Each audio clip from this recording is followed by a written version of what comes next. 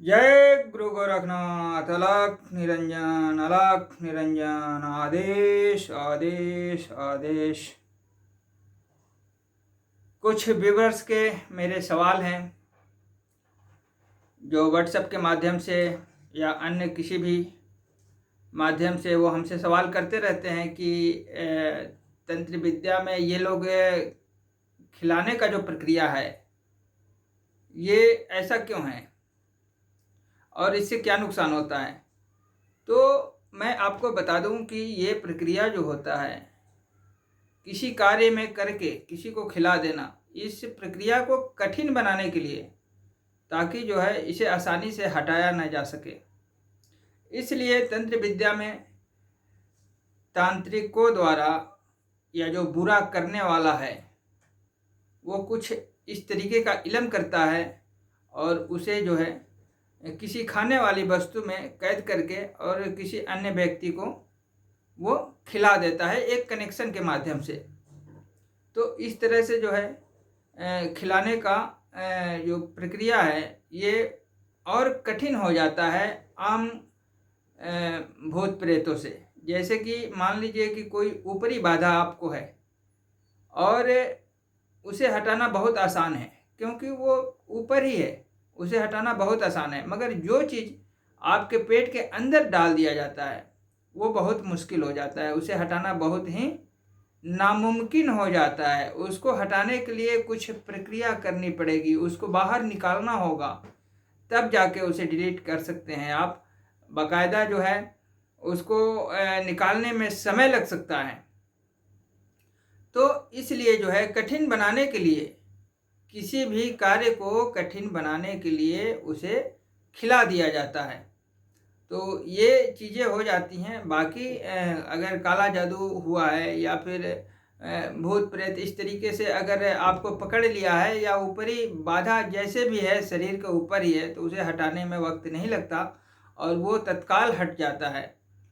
और जो पेट के अंदर है या फिर उसको किसी तरह से खिला पिला करके डाल दिया जाता है, उसको हटाने में वक्त लगता है और हर किसी के बस की बात नहीं है कि इसे हटा देना, इसे निकाल लेना, ठीक है। क्योंकि इसके लिए उचित प्रक्रिया करनी पड़ेगी और इसके लिए मंत्र का भी प्रभाव होना चाहिए। तो दोनों चीज़ें हैं, तभी जाकर के वो पेट से बाहर निकल सकता है, नहीं तो वो नहीं निकलेगा और परेशानी आपको बरकरार रहेगी। चाहे जितना कुछ भी कर लो, कुछ भी कर लो, वो बाहर नहीं आ सकता, ठीक है। तो ये है प्रक्रिया और इसी वजह से जो है किसी चीज़ में करके लोगों को खिला दिया जाता है, ताकि कार्य जो भी है वो और मुश्किल हो जाए, आसान न रहे। इस प्रक्रिया में यही होता है और इसीलिए खिलाया जाता है। तो मैंने सोचा कि इस टॉपिक पे एक वीडियो बना दें, ताकि सबको समझ में आ जाए कि आखिर तंत्र विद्या में खिलाने का जो प्रोसेस है ये क्यों है। तो इसी वजह से होता है ये। और दूसरी बात ये है कि कुछ माता बहन जो हैं जिनके अक्सर बच्चे खराब हो जाया करते हैं और वो डॉक्टर की इलाज करा के थक चुकी हैं और उनको कोई बेनिफिट नहीं होता है। जैसे 2-4 महीने का बच्चा आता है पेट में और वो ख़राब हो जाता है, रुकता नहीं है और वो परेशान हो गई हैं। ऐसे 2-4 बार हो चुका उनसे। तो ऐसे लोगों को भी सतर्क हो जाना चाहिए और इनका जो है कनेक्शन किसी बुरी शक्ति से हो जाता है और इस वजह से उनका जो है बच्चे अक्सर ख़राब हो जाते हैं। वो शैतानी शक्तियाँ उसे अपनी शिकार बना लेती हैं। तो ऐसे लोगों को भी जो है एक बार संपर्क कर लेना चाहिए।